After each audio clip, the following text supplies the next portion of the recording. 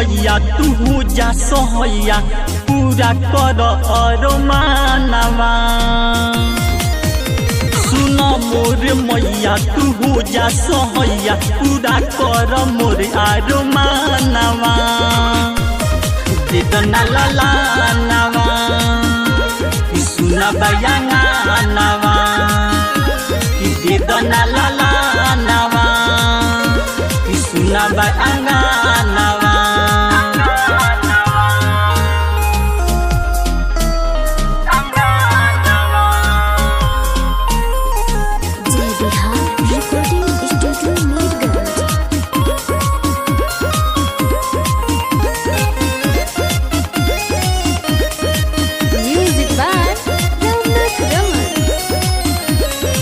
बेटी के दुखवा जाने ली माई हम करी पुकार हो।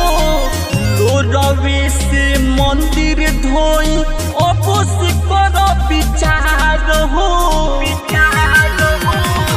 बेटी के दुखवा जानो ये माई सुन लो हमर पुकार हो।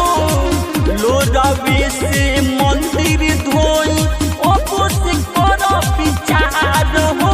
सबे बुझे पाराया मुर्तु को तकाया सुना लागे मोर जहानवा।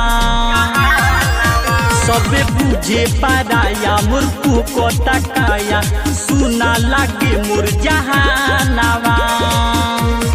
देदना लालानवा सुना बयानवा देदना लालानवा सुना बयानवा।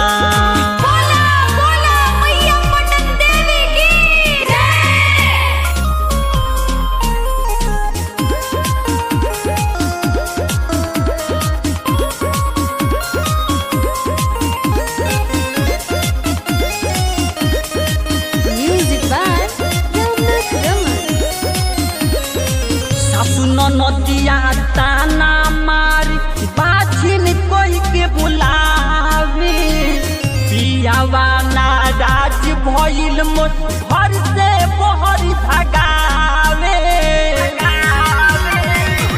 सासु नदिया ताना मारी बाछिन कोई के बुलावे। पियावा नाराज भइल मोर घर से बहर भगावे। लाचारी कहे भिखु भिखारी करन गावे भजनवा। दूर कर लाचारी कहे भिखु भिखारी करन गावे भजनवा।